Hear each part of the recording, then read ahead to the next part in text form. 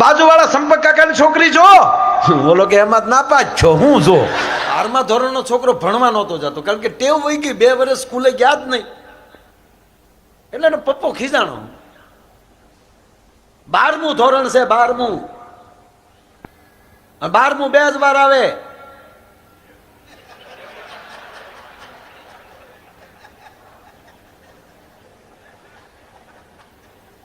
અને ભણવા નથી જતો. પિતાજી સાવધાન, છોકરો કહે છો પિતાજી સાવધાન. અરે સાવધાન ના દીકરા, મોટો બનીને શું બનવા માંગે છે? જો પિતાજી, હું મોટો બનીને હું ટ્રાઇવેલ નો માલિક બનીશ, મારી પાસે 15-20 બસો હશે, હું ટ્રાઇવેલ નો માલિક બનીશ, મોટો બનીશ, પછી મારા લગ્ન કરીશ, મારી પત્નીને ભણાવીશ અને મારી પત્નીને કલેક્ટર બનાવીશ. ત્યાં તો એના બાપે 2 વર્ડમાં નાખ્યા. પાછું અમિતાભ નું સૂર્યવંશ જોઈ આવ્યો.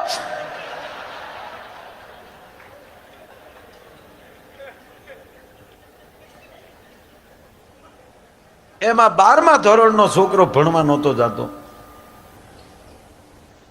અને એમાંય 12માં નાપાસ છો. હમણાં નાપાસ છો ને એના બાપે 2 લાફા માર્યા.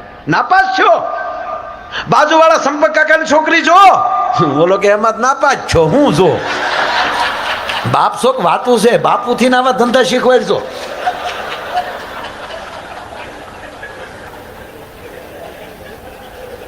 ઓનલાઈન ભણાવતા ને, ઓનલાઈન ભણાવતા, બરોબર. આપણે વચ્ચે તો એક છોકરો ઘરે બેઠો બેઠો એકડા ઓનલાઈનમાં એના શિક્ષક શીખવાડતા છે. તો 47 સુધી એકડા બરાબર બોલે, એકડે 1 બગડે 2, 47 સુધી રેગ્યુલર રહ્યો છે. 47 થી સીધો 84. એના પપ્પાએ કીધું બેટા 47 પછી 48, 49, 50 નહીં, મારા સાહેબ ખોટું ભણાવે જ નહીં, આનંદ સાહેબ કોઈ દી ખોટું ન ભણાવે. કે પણ બેટા 47 પછી 84 ન આવે, કે નહીં મારા સાહેબે ભણાવ્યું, ઓનલાઈન ભણતો હતો. આખું ઘર સ્કૂલે ગયું. ઓલા સાહેબને કીધું તમે આવું ભણાવો છો 47 પછી 84? કે એવું થોડા મેં ભણાવી, પણ કે આ છોકરો કે. ત્યારે સાહેબે કીધું સાહેબ વડીલ કે તમારો છોકરો ખોટો નથી. મૂળ શું બન્યું, અમે 47 સુધી પહોંચ્યા ને તો તમારી ઘરે નેટ વહી ગયું. તમારી ઘરે નેટ આવ્યું ને ત્યાં અમે 84 પોગી ગયા હતા. આમ ઘણાને નેટ વૈયા ગયા સાલુમાં, બોલો. ઘણા નથી ટાઈમ બગાડવા આવતા. આના કેટલા ભાવ છે, આના કેટલા ભાવ છે, થમ્સઅપ પીનમાં દીકરા વૈયા જાય, બોલો ને. બહાર તડકો હતો ને, ત્યાં એસી શોરૂમ છે ને, તે મજા આવી લે.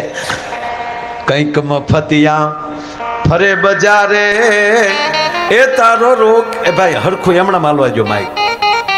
તમે આડું અવળું કાંઈ નો કરતા.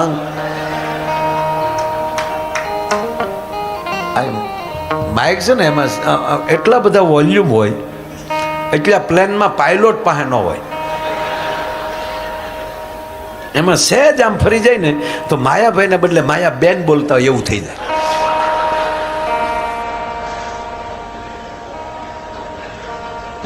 સિસ્ટમ છે યાર. કહેતા તો હજી એકવાર તાળીઓથી તમને વધાવરાવું. પણ શબ્દ વાપર્યો કે કઈક મફતિયા ફરે બજારે તારો રોકીને બેસે છે બાર. પણ જોયું વિચારી ખોલજે એ તારી તેજોરી ના દ્વાર. ભાઈ તારે હીરાનો વેપાર. એનો એક નાનો પ્રસંગ. ઝવેરાત એટલે શું, ઝવેરી એટલે શું? કારણ કે તમારા હાથમાં રોજ આ દેશની અમૂલ્ય, વિશ્વની અમૂલ્ય વસ્તુ તમારા હાથમાં, જેના કેરેટ ઉપર ભાવ હોય. સોનાના ટુકડાને એકવાર પિત્તળનો ટુકડો મળે છે. સોનાના ટુકડા પાસે એક પિત્તળનો ટુકડો આવ્યો અને પિત્તળે સોનાને કીધું, આ કેવડું મોટું દ્રષ્ટાંત છે સાહેબ. પિત્તળે કીધું કે હાલને આપણે બે એક થઈ જાય, તું પીળું હું પીળું. કે પણ એનાથી ફરક શું પડે? અને ત્યારે પિત્તળે કીધું તારું વજન વધે અને મારી કિંમત વધે. તારું વજન વધે અને મારી કિંમત વધે. ત્યારે સોનાએ કીધું કે મારું વજન વધે પણ મારા કેરેટ ઘટે, એનું શું મારે કરવું? મારા કેરેટ ઘટે. એમ જીવનમાં ગમે એવું જીવન જીવજો, પણ આપણી માણહાઈના કેરેટ ઘટે ને એવું દુનિયામાં કોઈ દી ન જીવતા ભલા માણા. આપણી માણહાઈના કેરેટ ઘટે ભલા. એનો એક નાનો મારે દાખલો ઈ દઉં કે ગામડું ગામ સાહેબ પોતાની વાડીનું કોઈ ખોદકામ ચાલે છે. ગામડાનો અભણ માણસ, ગરીબ માણસ, ખેડૂ માણસ, તરવરીયો યુવાન, અને એની વાડીમાં કંઈક ખોદકામ ચાલતું હતું અને એની અંદરથી એક ચમકદાર હીરો મળે છે. છોકરાના હાથમાં હીરો આવ્યો, યુવાનના હાથમાં, અને થયું ભાઈ ભાઈ ભાઈ હો છે આ કિંમતી, અને એને હું ઝવેરી બજારમાં વેચી આવું અને આના મને કરોડો રૂપિયા મળશે એટલે મારે મોટું ફાર્મ હાઉસ હશે, મારી પાસે 4-વ્હીલર. આ જો પોતે જે સપના જોઈ નાખે છે ને, એટલે ભગવાન કૃષ્ણએ ગીતામાં કીધું તું કર્મ કર, આવું ખોટું ફળની આશા ન રાખ. અને ફળ તૈયાર કરી નાખ્યું કે આ હીરાને હું ઝવેરી બજારમાં લઈ જાય અને આને હું વેચી અને આની મને બહુ કિંમત આવશે. હરખમાં ગામડામાંલી બસમાં બેઠો, શહેરમાં આવ્યો અને ઝવેરી બજારમાં જ્યાં દાખલ થયો, પણ હતો તો કાચનો ટુકડો. એની કિંમત એમાં વધારે લાગી એટલે એની આશાઓ એવી બંધાણી હતી. પણ જ્યાં એમ કહેવાય પેઢી ઉપર, ઝવેરીની પેઢી ઉપર હીરો મૂકે કે જો તો ભાઈ મારા વેચવો છે. ઝવેરી જોઈ અને ધીમે ધીમે કહે ભાઈ આ તો ખોટો છે, આ તો ખોટો છે. કીધું ને તો મોઢા ઉપર જે લાઈટ હતી ને એ લાઈટ વહી ગઈ. હા, હું તો એને સાચો માનીને આવ્યો હતો, ના તો ખોટો છે. પણ કે પાછું જે કારણ કે આશા એટલી બધી બંધાઈ ગઈ ને, એટલે શું થયું, કદાચ આ ઝવેરીને નહીં ખબર હોય, હાલની બીજાની પાસે જાઓ. પ્રતાપભાઈ સવારનો માણસ આવ્યો હતો, સાંભળજો આ વાત. એક પછી એક ઝવેરી બજારમાં એમ કહેવાય કે હીરો આપે છે. દરેક ઝવેરી જોઈને કે ભાઈ આ તો ખોટો છે, આનું કાંઈ ના આવે. હાજ પડી ગઈ અને ઝવેરી બજારમાંથી જ્યાં બહાર નીકળતો હતો, આવો કોઈ પીઠ ઝવેરી બેઠેલો વડીલો, કે આ યુવાન જ્યારે સવારમાં આવ્યો ત્યારે મોઢા ઉપર તેજ હતું અને અત્યારે જઈ રહ્યો છે, તેનું મોઢું ઝાંખું થઈ ગયું. શું કામ આવ્યો છે? એને બોલાવ્યો કે ભાઈ અહીંયા આવ. કે વડીલ જવા ગયો ને મને, ના બેટા અહીંયા આવતો ખરો. તું સવારમાંથી આવ્યો છો? હા. આખી ઝવેરી બજારમાં તું ફેર્યો છો? હા. કેમ બેટા, કઈ ખરીદવું છે, કઈ વેચવું છે? કે વડીલ બધે આટો મેં મારી લીધો છે અને હવે મને એમ થયું છેલ્લી તમારી એક જ પેઢી બાકી હતી, તો હવે અહીંયા મારે તમારો સમય શું કામ બગાડવો જોવે, એટલે આપને મળ્યા વગર નીકળી જાત. કે નહીં બેટા કે તો ખરો, શું આવ્યો હતો સાંભળજો. શેઠ મને હીરો જડ્યો હતો, મેં એને હીરો સમજ્યો, પણ ખરેખર ખોટો હતો એ તો મને આજે ખબર પડી. તો મેં જેટલાની પેઢી આપ્યો બધા ખોટો કીધો. કે મને તો બતાવો. સાંભળજો સાહેબ આ વાત. એ વડીલને એને હીરો આપ્યો અને વડીલે એ ઝવેરીએ હીરો જોઈ અને એના ટેબલ ઉપર મૂકીને એટલું જ બોલ્યો, કોણે કીધું આ ખોટો છે? કોણે કીધું આ ખોટો છે? એ શબ્દ જ્યાં માણસે સાંભળ્યો ને, તો જીતુભાઈ હવારે જે તેજ હતું ને એ મોઢા ઉપર તેજ આવ્યું. આખી ઝવેરી બજારે કીધું આ ખોટો છે. અને ત્યારે વડીલ એટલું બોલ્યા કે બેટા આ ખોટો નથી. આખી ઝવેરી બજાર અમે વેચી નાખીએ ને તોય આનું મૂળ ન ચૂકવી શકાય એવડો આ કિંમતી હીરો છે. તાક તો આ બધાએ ખોટો કેમ કીધો? તાકે એને ખરીદવાની તેવડ નથી ને એટલે. ઓલી વાત નથી બેટા, દ્રાક્ષ ના અંબાણી તો કીધું દ્રાક્ષ બહુ ખાટી છે, એમ આને કોઈને ખરીદવાની તાકાત નથી ને એટલે આને ખોટો કીધો છે. પણ બેટા હીરો એવડો કિંમતી છે, આખી ઝવેરી બજાર કાઢી નાખીએ તો આ હીરો ખરીદી ન શકાય એવો કિંમતી. સાંભળજો વાત. થાકતો બેટા હું ખરીદી શકું એવી મારી તેવડ નથી, પણ મારી પાસે એક રસ્તો છે. તમે જે એકતાની વાત કરી ને પ્રતાપભાઈ, વાત ઉપર આ વાત છે.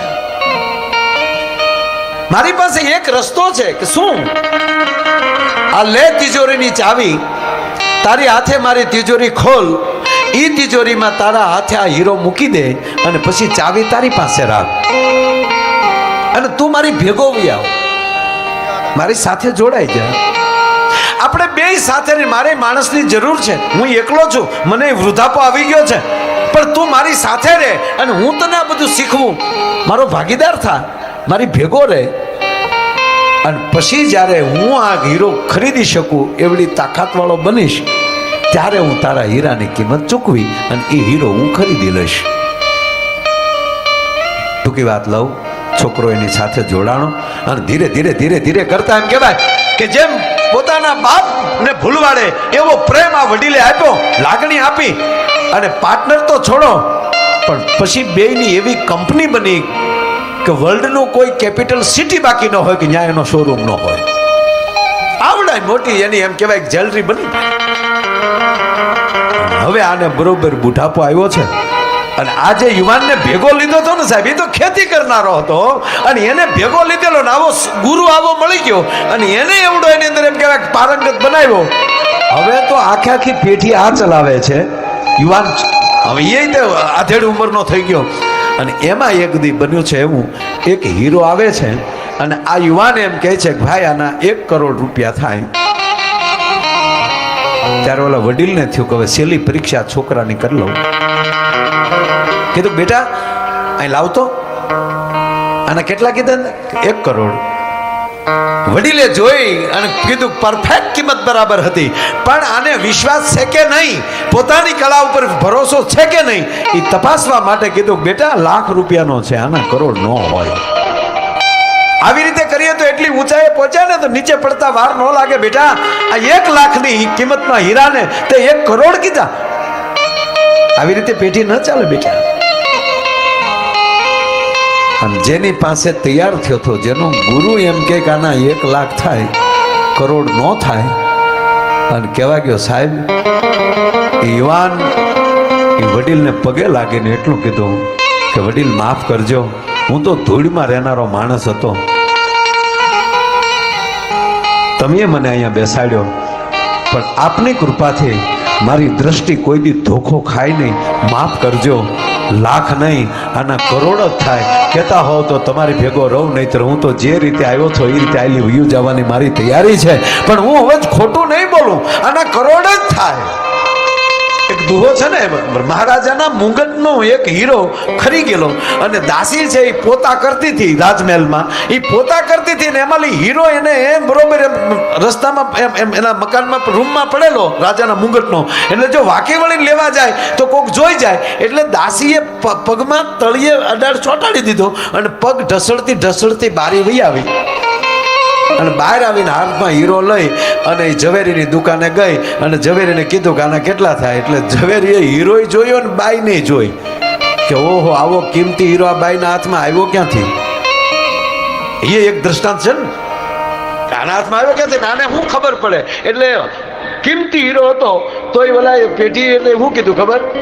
એ આના 50 રૂપિયા આવે, કાચનો ટુકડો છે. અરે કે સાહેબ હાવ 50 થોડા હોય, એ 50 નહીં તો 75. કે પણ સાહેબ શેઠ 75 થોડા હોય, એ 100 રૂપિયા આવે, જોતો હોય તો મૂક, નહીતર આલે આ તારો હીરો. આલે આ કરીને આમ પડતો મૂક્યો ને તો સાહેબ હીરો ફાટી ગયો. ઝવેરી ગોથું ખાઈ ગયો કે આની માથે ઘણ મારો તો ઘણમાં ઘૂસી જાય, પસાડ્યો તૂટે નહીં, કા મારી દ્રષ્ટિ ભૂલ ખાઈ ગઈ, આ હીરો તૂટે નહીં. અને હીરાને પૂછે છે તું તૂટ્યો કેમ? ત્યારે હીરાના ટુકડાએ જવાબ આપ્યો કે દાસીને પગતટ લ્યો તાતે ઘટ્યો ન માન. દાસી મને પગને તળિયે ઢહળતી ઢહળતી વૈયાવી તોય મારું માન ઘટ્યું નહોતી, કારણ કે મને ખબર હતી કે દાસીને શું ખબર પડે મારી કિંમતની. દાસીને પગતટ લ્યો તાતે ઘટ્યો ન માન, પણ જાનન હાર અજાન ભયો તાતે હીરો ફટાર. તું તો ઝવેરી છો, જાણકર છે, મારી 100 રૂપિયા કિંમત મૂકી અને પડતો મૂકીને એટલે મારા કાળજામાં ઘા લાગ્યો કે હાય હાય જાણકાર મારી આવડી કિંમત કરે. એમ આ યુવાન છોકરાએ કીધું કે વડીલ માફ કરજો, આના કરોડ જ થાય. ત્યારે વડીલ એકલો બેઠો બેઠો તાળીઓ પાડે છે, ધન્યવાદ બેટા, ધન્યવાદ. અને હવે સાંભળ, હવે મારો સમય પાકી ગયો છે, અને જે દી તું મારી સાથે જોડાણો, જે હીરો લઈને તું આવ્યો તો, એ હીરાની હવે કિંમત ચૂકવી શકું અવડો હવે હું થયો છું. તું બીજા પાસે તારી જાતને શું કામ ચેક કરાવે છો? હવે તે જે તારો હીરો તારી રીતે જ તિજોરીમાં મૂક્યો, અને હવે તું ખરેખરો પરગંતો થયો છો, પારખતો થયો છો. હવે એ તારો જ હીરો તું પારખ કર, અને તું કિંમત કરી મારે ચૂકવવાની થાય છે. લે હવે ખોલ તારી તિજોરી. અને સાહેબ વર્ષો પહેલા જે હારે જોડાણો થઈ હરખ આવ્યો, એ હરખમાં તિજોરી ખોલી અને હીરો હાથમાં લીધો. અને હીરો હાથમાં લઈને માણસે જ્યાં ચેક કર્યો, એ હાથમાં લઈ પરમાર સાહેબ હીરો તો પડી ગયો, પણ આંખમાં લઈ આહુડાની ધાર થઈ. શેઠને સામું જોઈને કીધું, માલિક, શેઠ, હા બેટા, કે આ તો ખોટો છે. ગાંડા, તેથી આખી દુનિયાએ ખોટો જ કીધો હતો, અને ખોટો જ છે. તો તમે કેમ કીધું? જો હું ખોટો કહી દઉં ને તો તારી અંદર જે હીરત્વ પીડ્યું હતું ને એ બારું ન નીકળત, બાકીનો બીજું તો એ તો ખોટો જ છે. ભલા માણસ, એમ જીવન મારું તમારું ક્યાં લઈ જાય ખબર નહીં, પણ જ્યારે તમે સમૂહમાં ભેગા થાવ છો તો એકાબીજીના વિચારો જે આપલે થશે ને સાહેબ, એની અંદરથી એક હીરત્વ, એની અંદરથી એક ગોલ્ડન જે વિચાર પેદા થશે, શુદ્ધ વિચાર. નો 18 કેરેટ લગડી. આ એકતાથી લગડીત્વ પેદા થશે. આનાથી બીજો કોઈ ફાયદો ન થાય, આનાથી એક જ ફાયદો થાય કે એકાબીજીના વિચારો સાથે જોડાઈને તમારું જે કાર્ય તમે કરી રહ્યા છો એની અંદર જ્યારે એકતા આવે, એની અંદર ભાવ આવે, એની અંદર પ્રેમ આવે, જેવી રીતે રોટલીના લોટમાં મોણ વધે ને ખાવાની મોજ આવે ને, એમ જીવનમાં પ્રેમ વધે ને તો જ આ જીવનની મજા આવે. બાકી તો એકલા તો ભૂણાઈ રહે, એકલા ભૂણાઈ નથી રહેતા.